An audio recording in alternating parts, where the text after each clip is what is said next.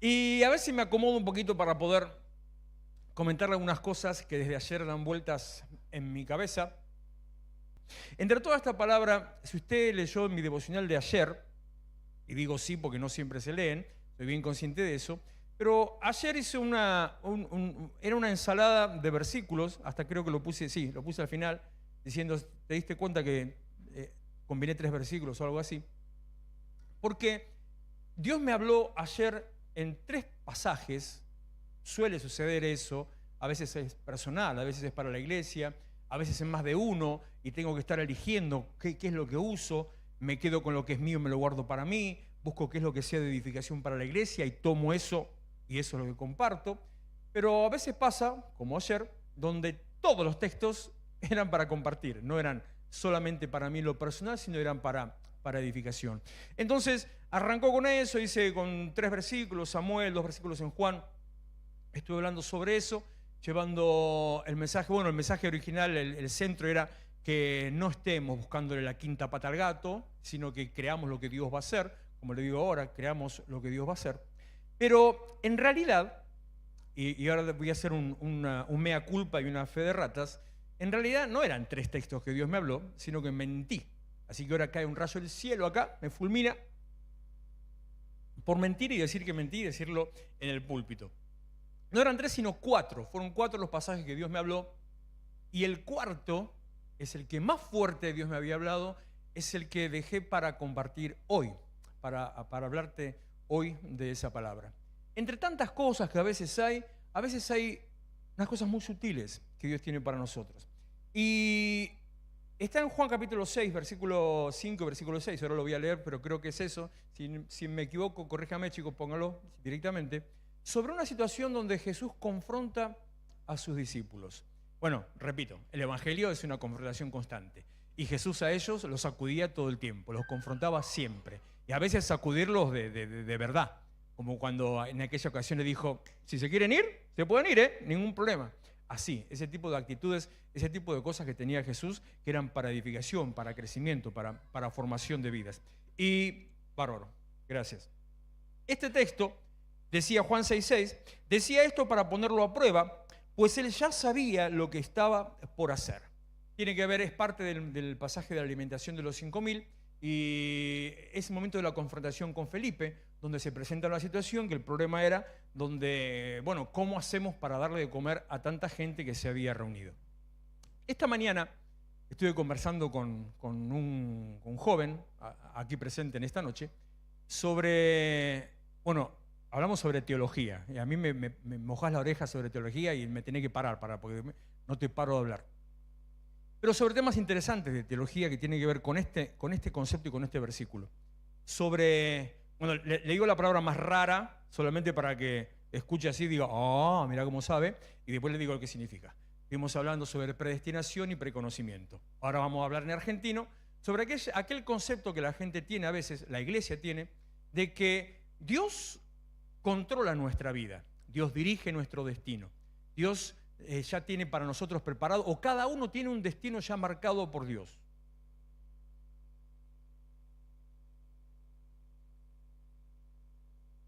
Maten a ese enemigo que me está haciendo la competencia.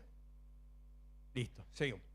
Digo, pensar que, y hasta es una frase muy común, decir que ya todo está escrito. Lo que va a pasar ya está escrito, que nuestro destino ya está escrito, que nuestro final ya está escrito. Esa expresión que tiene un poco de verdad y un poco de mentira, o de ignorancia, de decir, nadie se muere un día antes. Ya está escrito el día en que te vas a morir. Un poco de verdad y un poco de mentira. Digamos que sí se puede saber en forma espiritual, pero nadie va a saber ni está escrito el día en que te vas a morir. Lo que sí es cierto es que en vez de que Dios controle todas las cosas o dirija todas las cosas, Dios sabe todas las cosas. Esta es la diferencia en predestinación, está todo escrito, a preconocimiento, saber las cosas de antemano. Yo siempre lo digo eso, y cuando enseñaba esos conceptos teológicos, siempre digo que es como si uno estuviera mirando un rollo de una película, lo tiene abierto, el negativo de una película arriba de una mesa, entonces desde arriba de la mesa ve toda la película, todo el rollo estirado, y ve el principio de la película y el final de la película, todo al mismo tiempo. Hace así en un paneo, ve todo. No interviene, está por encima, está en un plano temporal distinto, en un plano espiritual distinto, pero ve todo. Entonces sabe cómo empieza y sabe cómo termina, pero no cambia el argumento de lo que ya está filmado, de lo que ya está ahí, de lo que va a pasar, o de la vida que van manejando los personajes. Eso, más allá de las distancias, eso es la cuestión teológica de cómo es que Dios dirige o no dirige nuestro destino, sabe o no sabe todas las cosas. La cuestión es que Dios sabe cómo nos va a ir, Dios sabe lo que nos pasa, Dios sabe lo que necesitamos, Dios sabe lo que nos duele, Dios sabe el problema que tenemos, Dios sabe cuál va a ser nuestro destino, Dios sabe nuestro final, Dios sabe si te vas a perder, Dios sabe si te vas a salvar, Dios sabe si vas a pecar, Dios sabe si pecaste incluso antes que vos lo sepas. Por eso dije alguna vez que algunos en medio se me asustaron ahí, que es imposible fallarle a Dios y decepcionarle a Dios. Es imposible porque Él ya lo sabía. Antes de que yo peque, Dios ya sabía que yo iba a pecar. Y dice el libro de Romanos que aún en esa condición, sabiendo eso, Él eligió morir por mí. Porque dice Romanos 5 que Él murió por mí siendo yo un pecador. Por lo tanto, cuando yo en algún momento de mi vida patino, me resbalo, caigo, rompo el pacto, Dios ya lo sabía. Y sencillamente dice Dios ahí limándose las uñas, ya sabía. Y sigue como si nada, como en esa hermosa conversación entre Jesús y Pedro, cuando le está diciendo que nunca te dejaré, y Jesús cuando, a veces digo, la paciencia que tendría Jesús, ¿no? Escuchar cada cosa, lo burro eso. Y cuando Pedro hablaba, Jesús le dijo, Pedro, negro, antes que el gallo cante 3 veces vos me vas a negar 2, así que deja, no hables más, sigamos en otra cosa. No, Señor, siga.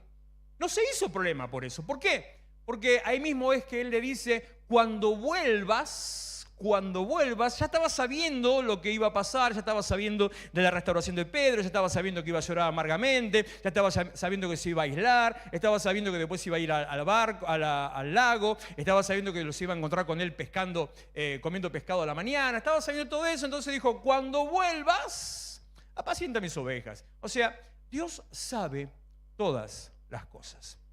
Lo que me pone a mí, tantas veces me pasó, ahora gracias a Dios ya no, pero seguramente a vos sí, me pone a mí en una cuestión un poquito incómoda con Dios. Porque digo, si Dios sabe, entonces, ¿por qué le tengo que pedir? ¿Quién no habrá dicho alguna vez, ¿para qué tengo que orar si Dios ya sabe lo que yo necesito? Si Dios sabe lo que me está pasando, ¿por qué no lo resuelve? Si Dios sabe lo que necesito, ¿por qué no me lo da? Si Dios sabe que yo estoy pasando una situación de lucha, de crisis, de dificultad, ¿por qué no me limpia un poquito el camino? ¿Por qué no agarra, aunque sea, no se manda un viento para que se vayan los problemas? Si Dios sabe que, bueno, en un momento no me quiero poner en contra de eso, pero sino en las situaciones en las que pasan a veces. Si sabe que estoy teniendo un problema con tal persona, ¿por qué Dios no la saca al medio? Situaciones que, yo lo digo, capaz que usted no lo dice, pero capaz que sí lo piensa. Situaciones en las que decimos, se lo redondeo con esta idea, ¿y por qué Dios no hace nada? La cuestión es que sí, Dios hace, sí, Dios dirige en cierta manera nuestro destino, no es la manera que pensamos. La cuestión es que Dios sí sabe todo, pero hay una forma, la forma en la que Dios obra en nuestras vidas, la forma en que Dios dirige nuestro destino, la forma en la que Dios nos prepara para alcanzar, es por medio de una palabrita un poquito incómoda que se llama prueba o pruebas, lo que llamamos las pruebas. Dios utiliza las pruebas para que a través de ellas nosotros seamos formados, para que a través de ellas seamos forjados, para que a través de ellas se moldee, se forme nuestro carácter. Dios utiliza las pruebas para ejercitarnos como si fuera, literalmente, como si fuera una carrera de entrenamiento. Dios utiliza las pruebas para preparar nuestro espíritu, nuestra alma, nuestra mente. Dios utiliza las pruebas para ver qué hay en nosotros. No porque Él no sabe y tiene que saber lo que hay en nosotros, sino para que vos te enteres lo que hay en vos. Porque hay una gran verdad. No es bíblica, no es espiritual, es puramente real. Nadie sabe de qué cosa es capaz hasta que no está obligado a enfrentarse a determinada situación. En cualquier área de su vida, en cualquier tema, en cualquier situación, uno no sabe de qué es capaz hasta que no está obligado a enfrentarse a eso. Del mismo modo, ¿vio cuando uno dice, si a mí me pasa tal cosa, entonces yo voy a reaccionar de esta manera? Cuento, verso. Nadie sabe cómo va a reaccionar hasta que no está en la situación específica en la que sucede la cosa. Estoy pensando, hablo así, pienso, me pica la herida de la cabeza cuando me pegaron 2 culatazos. Directamente, porque, claro, uno siempre dice, enseña, cuando encima a cierta edad ya tomás las cosas de otra manera, capaz con un poquito más de calma, o un poquito más de madurez, ponele. Entonces vos decís, no, y aconsejás, no, vos tenés que entregar todo, deja que se lleven todo, ¿sí? Como que se dice, la plata vuelve. Lo importante es la vida, lo que vale es que estás bien, no interesa, son cosas materiales, todas cosas que uno le dice al otro, pero que cuando le pasa a uno no las dice, ¿no? Le dice al otro. Pero la cuestión es que cuando me empezaron a los tirones, y de sorpresa, porque ni cuenta tenía, ni cuenta me daba, me empezaron a los tirones para sacarme del auto, para robarme el auto, en cuanto reaccioné, empecé a las patadas, hasta el árbol le pegaba patadas yo. Quise hacer cosas ridículas, absurdas, imposibles. Quise partir la llave. ¿Cómo hacía para partir la llave del auto? No hay manera. Me tiró, salí, pegué una patada en el lomo, le quería pegar la cabeza, qué sé yo. Y hasta que ahí vinieron los 2 culatazos y me dejó tirado en el piso. Entonces digo, uno no sabe de qué manera va a reaccionar hasta que no está en esa situación. Este es el proceso por el cual Dios confrontó a sus discípulos. Primeramente, a don Pedrito a la cabeza. Dice Juan capítulo 6, versículo 5 y versículo 6. Me estoy adelantando algunas cosas, les digo a los chicos, porque eliminé partes, porque si no vamos a terminar nunca. Cuando Jesús alzó la vista y vio una gran multitud que venía hacia él, dijo a Felipe, ¿dónde vamos a comprar pan para que coma esta gente? Esto lo dijo solo para ponerlo a prueba, porque él ya sabía lo que iba a hacer. Las 2 cosas son las cosas que me ministran y las 2 cosas que necesitamos saber. Jesús ya sabía lo que él iba a hacer. Y vuelvo otra vez a la pregunta. Y si ya sabía, ¿qué gana hinchar? ¿Para qué meterle ahí la púa a Felipe? ¿Para qué empezar a indagarle? ¿Para qué jugar con él? ¿Para qué decirle, a ver si sabes qué voy a hacer?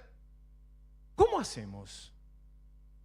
Pero lo puso a prueba porque quería que el mismo Felipe sea confrontado consigo mismo a ver cómo reaccionaba ante esa situación. ¿Cómo reaccionás ante una situación en la que no tenés control? ¿Cómo actúas ante algo que te viene a las manos y que no sabes qué hacer? No sabes cómo actuar, cómo reaccionar.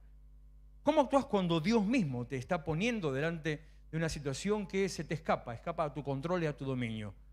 Cuando lo que tenés que resolver en realidad es más grande que vos mismo.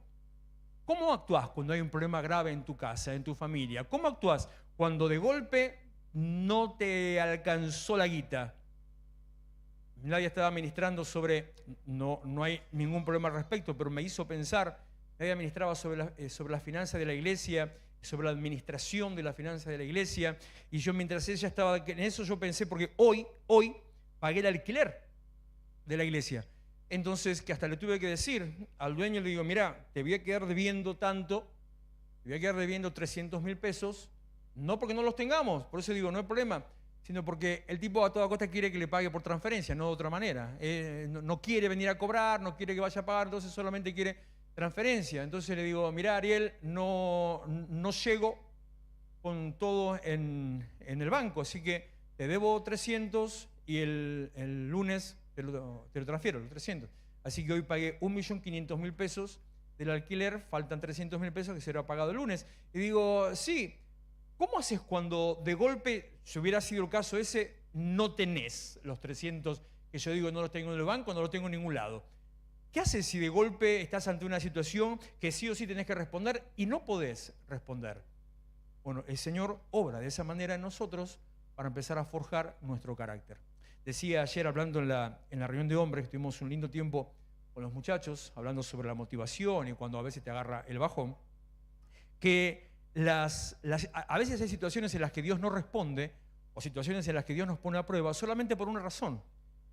Suena un poquito mal, pero cuando usted lo piensa desde el otro lado, entiende y le da la razón al mismo Señor. A veces Dios no responde a algunas cosas solamente por una razón, para que le sigamos pidiendo y nada más. A veces Dios no responde instantáneamente a lo que estamos pidiendo, necesitamos solamente por una razón, para que no lo tomemos tan a la ligera y sigamos pidiendo, sigamos clamando hasta que sea el momento apropiado, hasta que sea el momento indicado. Entonces Dios responde. Porque si Él respondiera antes de tiempo, cuando tu corazón no está preparado, si Él respondiera antes de tiempo, cuando apenas dijiste, Señor, vos que sabes todo, ¿por qué no me das? Y tomaras las cuestiones espirituales de una manera muy liviana, eso no sería de bendición para tu vida. Al contrario, eso terminaría siendo de condenación porque perdés el foco del nivel de Dios, de quién es Dios. Una de las cosas que nosotros tenemos que hacer, necesitamos hacer, es cambiar la manera de pensar respecto de Dios. Dios no obra a nuestra manera, Dios no obra según nuestro criterio, Dios no obra por nuestro pensamiento, Dios obra de una manera totalmente distinta. Dice Isaías 55 que los caminos y los pensamientos de Dios están por encima de los nuestros. Pero nosotros pretendemos muchas veces verlo a Él a nuestra manera. Y por eso otra vez, ¿y si sabe por qué me pide? ¿Y si sabe lo que necesito, por qué no me lo da? ¿Y si sabe lo que me falta, por qué no lo pone por delante? Porque analizamos a Dios desde nuestra óptica. Pero Dios está por encima. Dios no es hombre. ¿Conoce ese texto, no? A ver quién lo conoce. Porque acá viene la parte, sección lorito. Dios no es hombre. Viste cómo sabe. ¿Me deja un poquito? Ya que tengo que tomar aire para esto. Dígale que está a su lado. Para. Repita conmigo ahora. No, espérame, no. Olvídese, no. Vamos de vuelta. No, espere. No. Levante su mano y repita conmigo. Te sentís power. Es una cosa que te agarra. De golpe sentís como que sos, no sé, como que sos He-Man. Claro, parece que estás con la varita, estás dirigiendo a todo el mundo para que haga lo que a vos se te ocurre. Dice, me encanta cuando lo vuelvo loco a multimedia. Me fascina eso. Dice Números 23, 19. Dios no es otra versión, pero me interesa más como lo dice acá. Dios no es un simple mortal para que mienta o cambie de parecer. Si Él habla, ciertamente actúa. Si Él dice algo, lo lleva a cabo. Dios no es hombre para que mienta, Dios no es simplemente un mortal, no obra a nuestra manera, hace las cosas a su manera. Por eso tenemos que dejar de mirarlo a nuestra manera y empezar a mirarlo de la manera en que Él obra. Él sabe por qué hace las cosas, aunque tal vez yo no entienda por qué las hace o por qué no las hace. Él sabe por qué me pone en determinada situación, aunque yo quisiera que me saque corriendo de ese lugar. Él sabe cuánto tiempo tengo que estar en determinada situación hasta que el proceso sea completo, mucho más de lo que yo quisiera. Y le vuelvo a decir, nunca sabes de qué sos capaz hasta que no estás obligado a enfrentar esa situación. Entonces sí, y esto paréntesis, también sucede a veces en forma natural. Ante una situación de un familiar, un conocido, un amigo, qué sé yo. Situación, no sé, un problema X, no grave, nada grave. Si uno va corriendo enseguida a ayudar, no le está haciendo un bien. Está generando comodidad. Mucho menos si se trata de un hijo chico, al que tiene que formar, al que tiene que moldear, al que tiene que convertir en una persona, en un adulto, hombre o mujer. Tiene que formar ese carácter en su interior. Si inmediatamente siempre, pase lo que pase, va corriendo para resolver el problema y enseguida si se cayó, malo el púlpito, le pegó al pastor. Echando la responsabilidad sobre el otro, haciendo proyección y que no se haga responsable de sus propios errores, porque eso es lo que hace la psicología actual. La culpa es de todo el mundo menos mía, entonces yo soy la víctima de todo el mundo me debe a mí. Y el único resultado de eso es caos.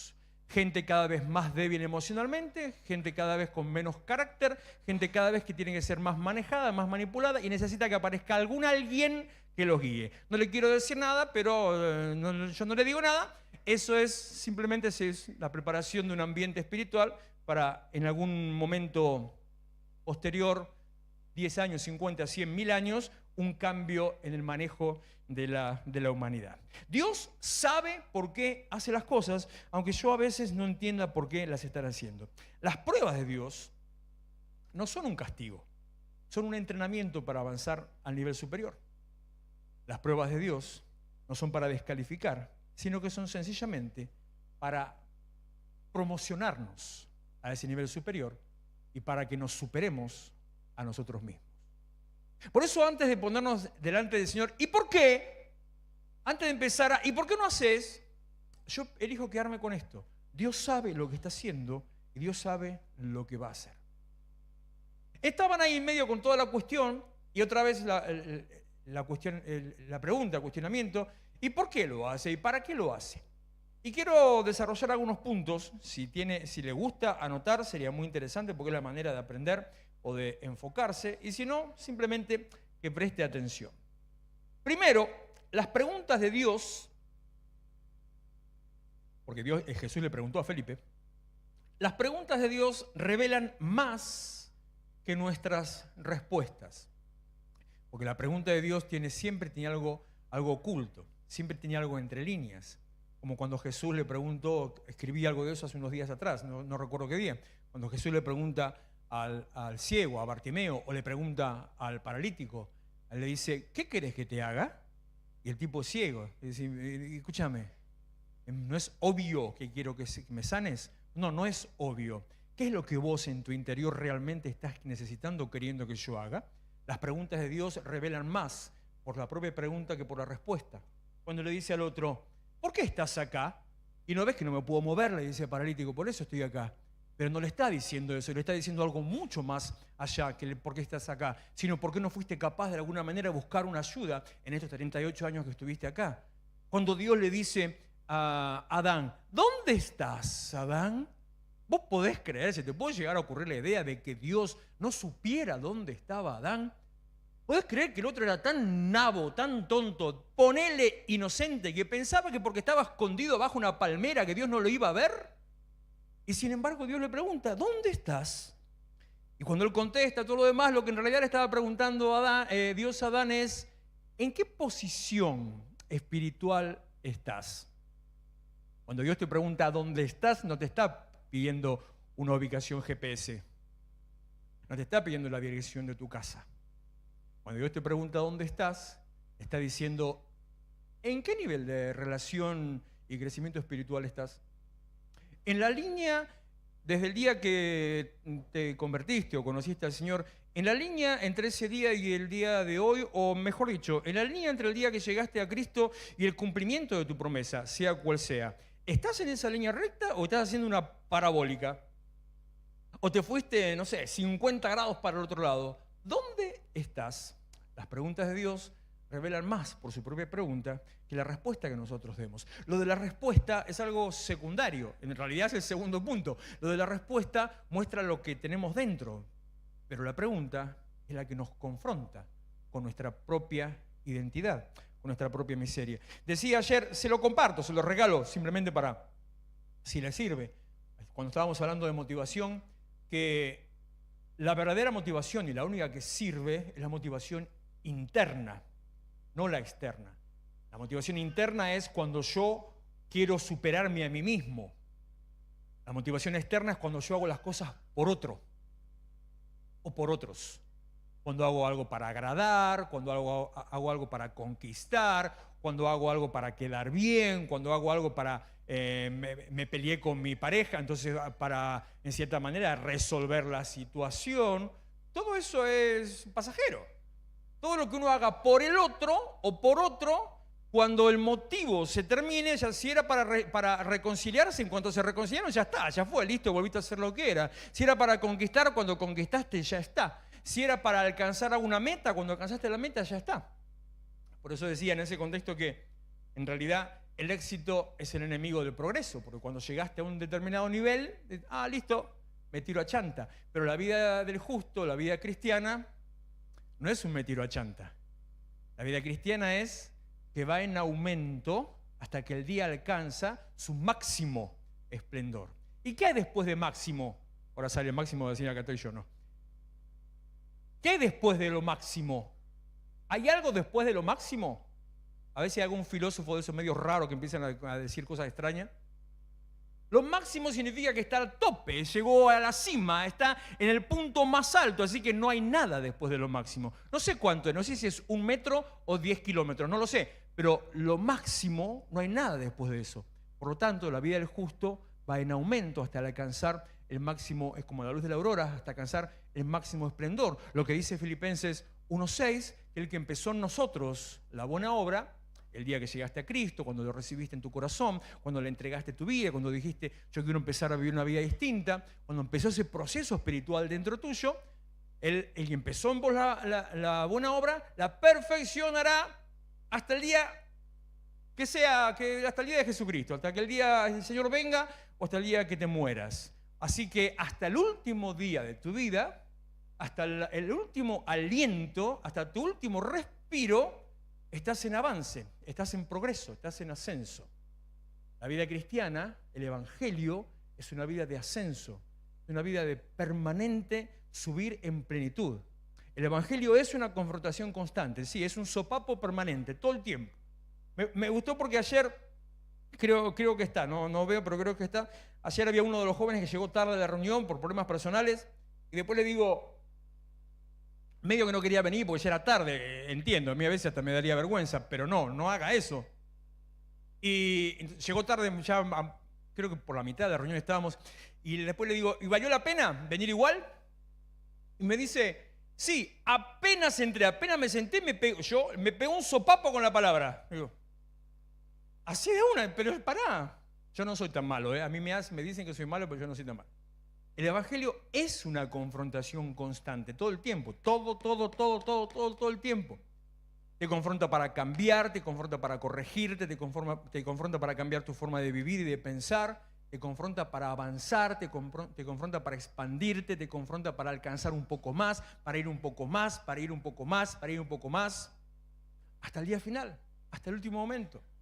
Pero al mismo tiempo, en ese mismo hacer y hacer, el Evangelio es plenitud. El Evangelio es paz. Decía también en el devocional de ayer, que eso es una de las cosas más fuertes que me había hablado, cuando el Señor manda a los discípulos que recuesten a la gente para prepararles la comida, para darles de comer, hagan recostar a la gente. Eso es Evangelio. Recostar. No carga, no cansancio, no frustración, no siempre el peso, no esa sensación que tenés que estar haciendo obligado, de que tenés que llevar mochilas, que tenés que cumplir horarios, obligaciones. No, eso no es Evangelio, eso es carga humana, la misma que los fariseos le ponían a los conversos. No, Evangelio es paz, plenitud, vida abundante. Realmente se puede vivir de otra manera. Jesús no le preguntó a Felipe porque él no supiera qué iba a hacer, sino que para que Felipe se pueda ver a sí mismo. Las preguntas de Dios nos confrontan con nuestra fe o nuestra incredulidad, porque cuando Él te pregunta, vos te tenés que contestar, y cuando te contestás, me encantan las preguntas reflexivas. Me encantan esas preguntas que no tienen respuesta, pero que solamente leer la pregunta a vos te deja pensando y diciendo, estoy pa'l cuerno. Me encantan esas preguntas que te dicen todo ya. Como otra vez repito, ¿dónde estás? Cuando alguien te dice, ¿en qué andas? Me encanta ese tipo de preguntas, me las hago todo el tiempo. Las escribo todo el tiempo porque me las hago todo el tiempo. Pero cuando estoy haciendo esas preguntas, hay uno que me dice, ¿cómo andamos de preguntón hoy? Me las estoy haciendo yo. Porque el devocional es mío, es lo que Dios me está hablando a mí, y de lo que Dios me habla a mí, hay una parte para compartir. Entonces yo me hago, El Evangelio es confrontación para llevarte a una vida en plenitud. Incluso a veces Jesús, en medio de las pruebas que Él nos pone, nos tiene que llevar al punto cero para empezar de nuevo o para arrancar con una fuerza renovada. Como le hizo a Abraham cuando Abraham lo sacó de Ur de los Caldeos y cuando el pueblo después se apartó de Dios, lo llevó de vuelta, pasaron miles de años, lo llevó de vuelta a Babilonia, de donde había salido Abraham, para empezar de nuevo. Lo que hizo Dios con Israel fue un reciclaje. Vamos a empezar de nuevo, le dijeron. Vamos a Babilonia, los mandó cautivos, esclavos, a Babilonia para empezar de nuevo. Primero, las preguntas de Dios revelan más que nuestra respuesta. Segundo, nuestras respuestas revelan qué hay en nosotros. O tal vez, como te dije en alguna otra ocasión, ¿de qué estamos hechos? ¿De qué madera sos? Tu respuesta dice lo que pensás, como Pedro cuando le dijo a Jesús, vos sos el Cristo, el Hijo del Dios viviente. La respuesta te dice realmente lo que pasa por tu cabeza, lo que está en tu interior. Juan capítulo 6, versículo 7, versículo siguiente, dice Felipe: ni con el salario de más de 6 meses de trabajo podríamos comprar suficiente pan para darle un pedazo a cada uno. Este se ve que sería economista, a veces Mateo de la serie. Ni con el salario de... No, Judas, que andaba a entrar a la guita. Ni con el salario de más de 6 meses de trabajo podríamos comprar suficiente pan para darle un pedazo a cada uno. Felipe responde desde la escasez, desde lo que no tiene. Mira lo que tiene, mira más lo que no tiene, y desde lo que no tiene dice: imposible. Imposible con... Mira lo que está diciendo: ni con el sueldo de 6 meses, esos son los 200 denarios que dice la versión tradicional, ni con el sueldo de 6 meses alcanza para de comer a toda esta gente. Entonces aparece Andrés, el hermano de Pedro, que estaba por ahí al lado, versículo siguiente, versículo 8, y dice, otro de sus discípulos, Andrés, que era hermano de Simón Pedro, le dijo: aquí hay un muchacho que tiene 5 panes de cebada y 2 pescados, pero ¿qué es esto para tanta gente? Felipe responde desde la escasez, Andrés responde desde la razón. Felipe mira lo que no tiene, Andrés responde mirando lo que tiene, diciendo: es imposible. No miremos a Dios con criterios humanos, no analicemos a Dios según nuestro propio pensamiento, no actuemos delante de Dios como si Él actuara como nosotros. Dios no es hombre. No es un simple mortal. Sus pensamientos y sus caminos están por encima. Él no actúa de la misma manera. Pablo lo sabía, Pablo lo dijo muy bien claro. Me encanta este versículo, 2 Corintios 5, 16, cuando dice: si aún a Cristo conocimos según la carne, poneme el que te puse yo, a ver, que no me acuerdo qué versión es, que creo que está distinto. 2 Corintios 5, 16. 5, 4, 3, 2, 1, 0. 1, 2, 3, 4, 5. RBC, gracias. Así que de aquí en adelante nosotros ya no conocemos a nadie desde el punto de vista humano. Y aun si a Cristo lo conocimos desde el punto de vista humano, ya no lo conocemos así. Ya está, no es. O sea, el Cristo, ese al cual nosotros adoramos, seguimos, cantamos, el que llena nuestra vida, el que nos da plenitud, el Cristo, Jesús el Cristo, no es el hombre que iba caminando por Galilea. Ese se murió. Se murió. No es el crucificado cuando se murió, porque ese después resucitó. Así que tampoco es el resucitado. Tampoco es el que resucitó, porque ese después ascendió en gloria. El Cristo, Jesús el Cristo, al cual nosotros adoramos, es el que está, según dice Romanos 8, sentado en los lugares celestiales, al lado de Dios Padre, intercediendo por nosotros. Ese es el que está en ese lugar. Así que no lo miremos, no pensemos en el Señor con nuestro pensamiento, porque nada que ver, se te mata de risa.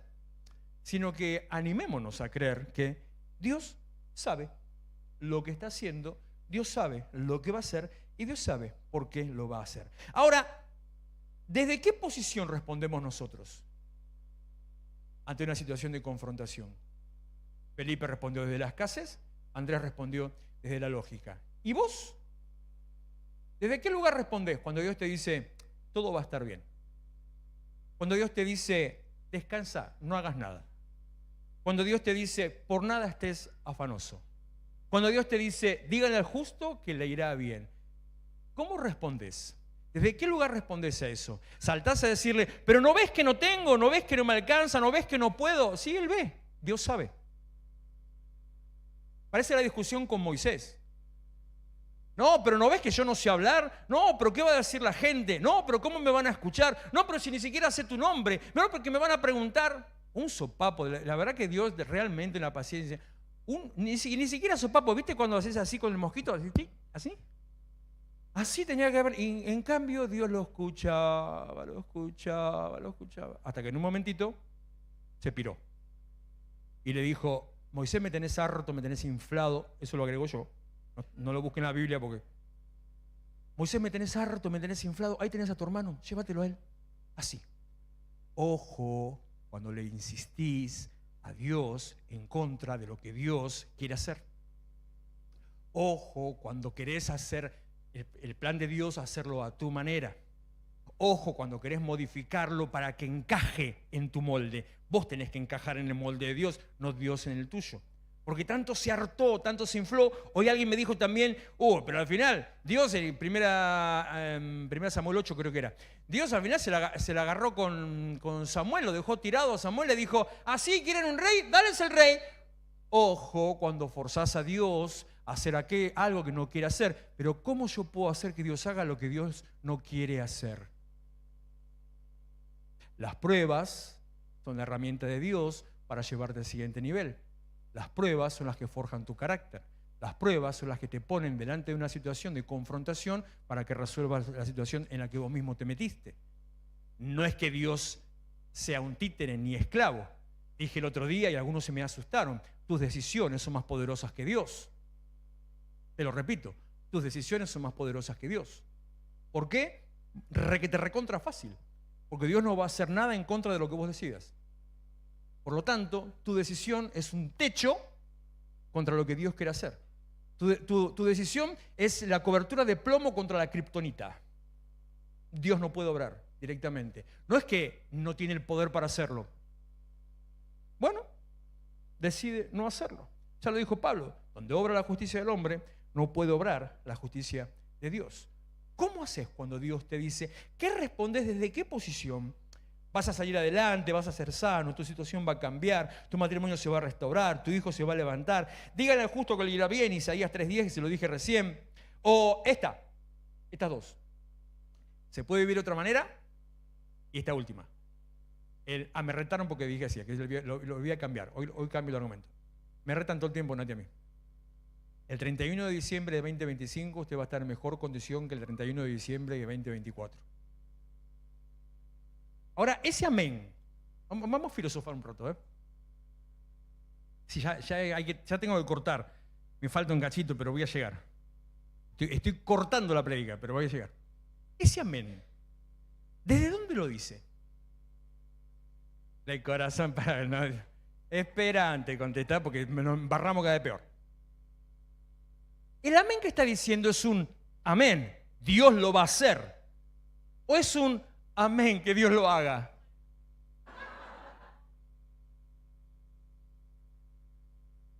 Claro, porque a veces decimos amén como ábrete sésamo.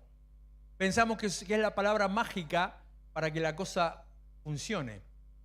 ¿O me va a decir acaso que a usted no le enseñaron que si no dice en el nombre de Jesús, la oración no sirve? Entonces dice en el nombre de Jesús porque si no la oración no funciona. Dios no se mueve con fórmulas mágicas ni con recetas, ¿eh? Pasa por otro lado, va de otra manera. Pero yo sí le digo, el 31 de diciembre de 2025 usted va a estar en mejor condición que el 31 de diciembre de 2024.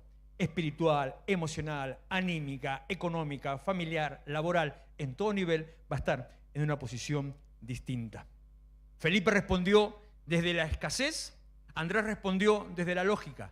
Se juntaron una visión limitada con un razonamiento humano.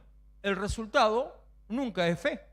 El resultado siempre es escasez, siempre es vacío, siempre es limitación. Porque no estás mirando a Dios en la manera que tenés que mirar, sino que estás mirando a Dios a través de tu propia óptica, pensando que Él actúa como vos. ¡Qué bueno que Él no actúa como vos! Tercero, la prueba revela dónde estás parado.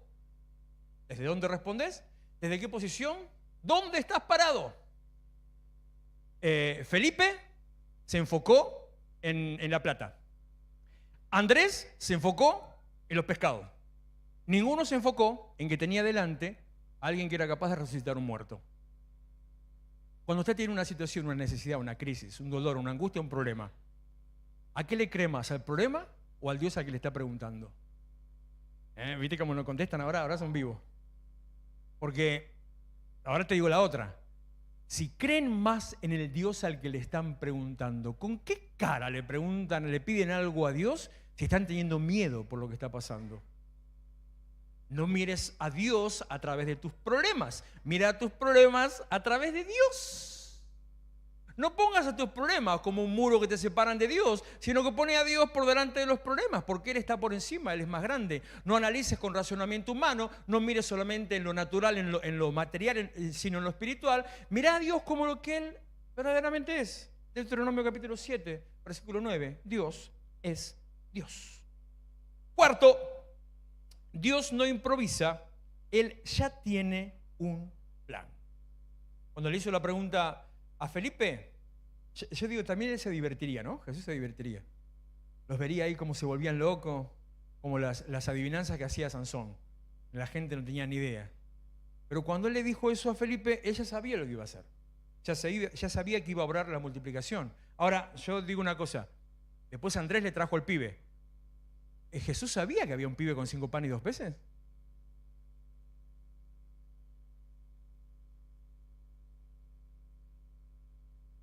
Dios sabe. Dios sabe.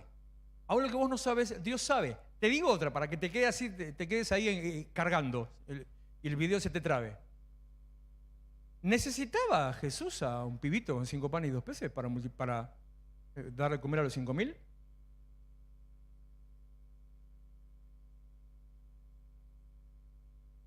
El silencio sepulcral.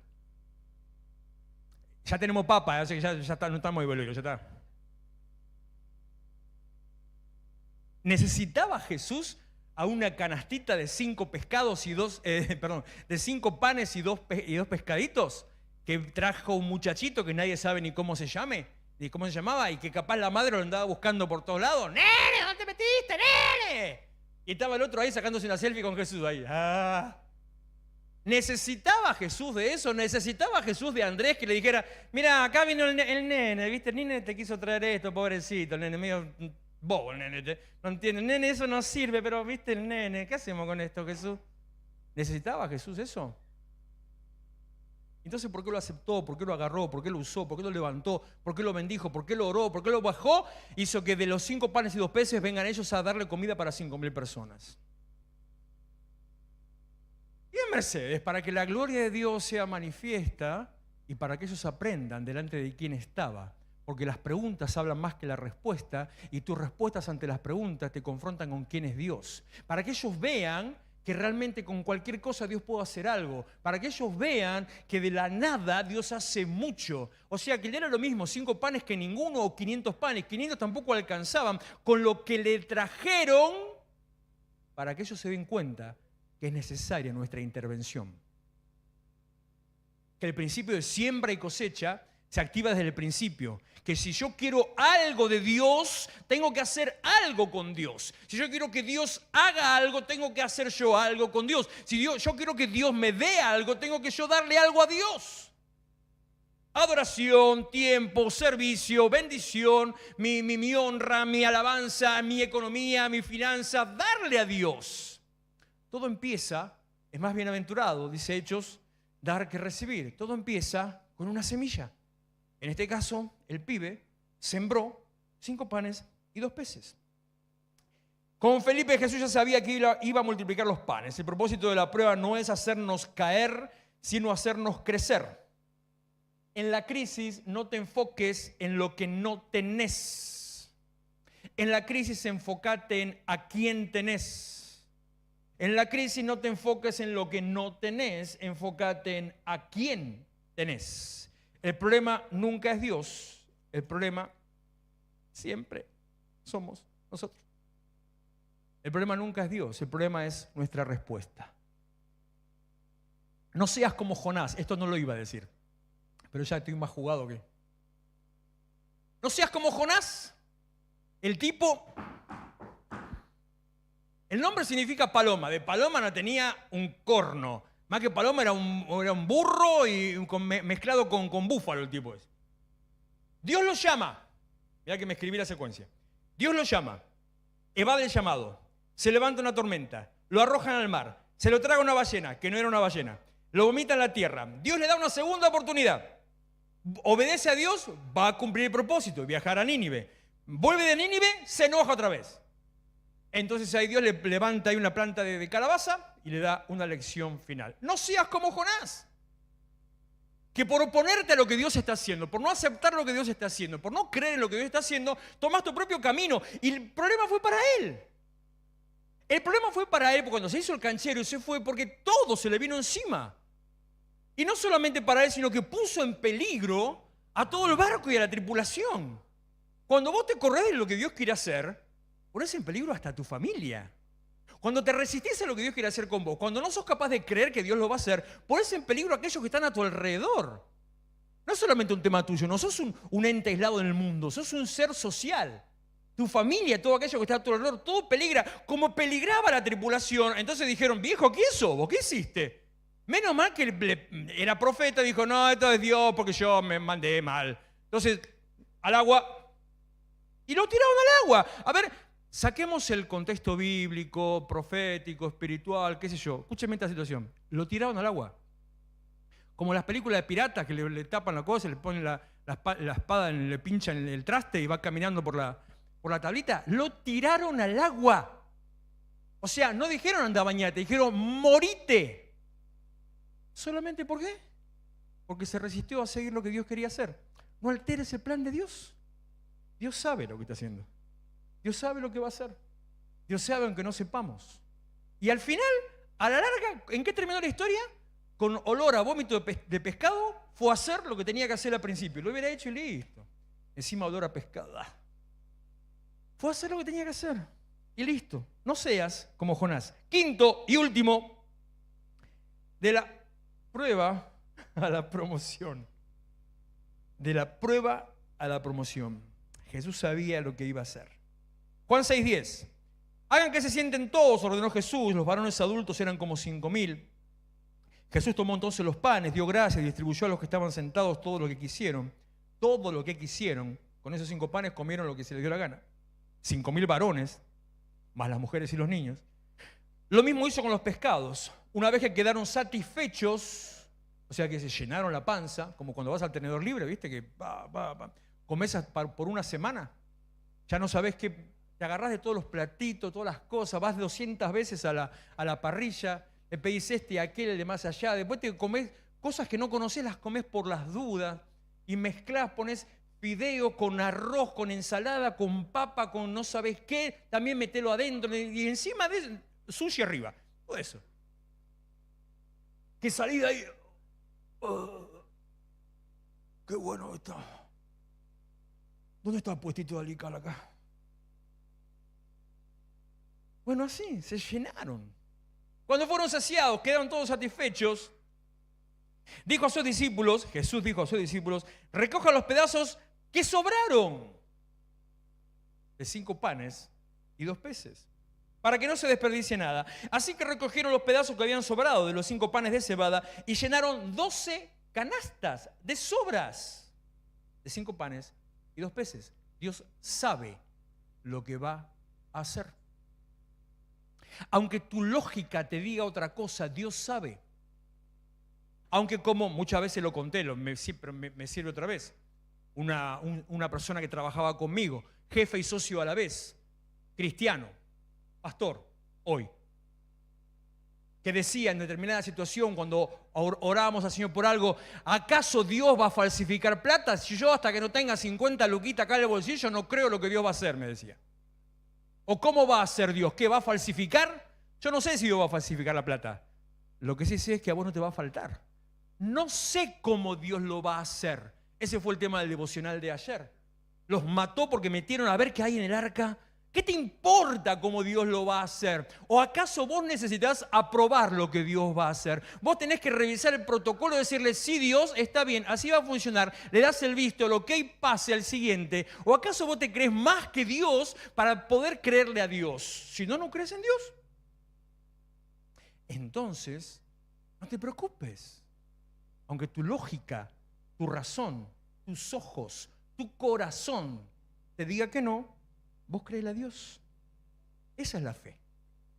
La certeza de lo que se espera, la convicción de lo que no se ve. Después de la prueba vino la multiplicación. Jesús multiplica todo lo que vos dejes en sus manos. Si lo dejás en las tuyas, ¿qué pasa? Si el pibe se quedaba con los 5 panes y los 2 peces, él no quería porque fue a cancherear ahí y le dijo, mirá Jesús, yo tengo esto. O sea, él quería salir en el video. Pero suponete que el pibe ahí se guardó un pescadito, porque sí. Bueno, me quedo uno para recordar el momento de que este estuvo cerca de Jesús. Los otros 2 pescaditos eran 3 y en realidad dejaron 2. Te estoy inventando. No digan, el pastor dijo que eran 3. No. Se quedó con 1. Los otros 2 se convirtieron en, no tengo ni la menor idea, en 20.000 pescados. Qué sé yo, por decirte. Los 2 se convirtieron en 20.000. ¿Y el que él tenía en la mano, en qué se convirtió? ¿En qué se convirtió? ¿Cómo que no? En un pescado podrido se convirtió. No sirvió para nada, salvo que se lo haya comido. Lo que vos ponés en las manos de Dios se multiplica. Si lo dejás en tus manos, se seca, se estanca. Si lo dejás en la mano de Dios, a alguien Dios le habló, ahora recuerdo por boca de esta mujer. Administrá lo que te doy. No busques más que eso. ¿Vos te acordás? Algo así era, ¿no? A ese alguien, administra lo que Dios te da. ¿Para qué querés más? Para estar seguro y para que no te falte. ¿Para qué necesitas tener la seguridad humana de tener la plata en el bolsillo? ¿Para qué necesitas tener la convicción de que viendo que tengo sé que no me falta? No sea cosa, ay Dios mío, no sea cosa que Dios te tenga que hacer pasar en alguna situación en tu vida. Y si no pasó todavía, agárrate fuerte para que pase liviano, donde no tengas nada. Nada. Y por lo tanto tengas que empezar a, ¿le contamos, pastora? Revisar los bolsillos buscando moneditas, a contar las moneditas una tras otra. Las moneditas eran una cosa redondita de metal que se usaban antes. A contar moneditas una tras otra, entonces con las moneditas te alcanzaba para comprar un paquete de arroz. Entonces con ese paquete de arroz hacía milagros y maravillas. Entonces al mediodía comías guiso de arroz, a la noche comías arroz con guiso. Espectacular. Al mediodía del día siguiente comías arroz con tomate, ni siquiera con tuco. A la noche el arroz con el resto del tuco. La única manera de que no comías arroz era relleno, porque era mucho laburo. Y si no, para variar, el día que había plata, polenta. Entonces, o era al revés, no me acuerdo más o menos bien, pero una cosa así. Entonces era polenta al mediodía, polenta a la mañana, a la tarde, polenta a la noche. Era tanta polenta que terminabas ahí. Con el arroz terminabas con los ojos rasgados. Con la polenta ya parecías una gallina directamente. Un año casi, polenta, arroz, polenta, polenta, arroz, polenta. Y vos te quejás porque capaz que Dios no te está escuchando, no lo estás entendiendo.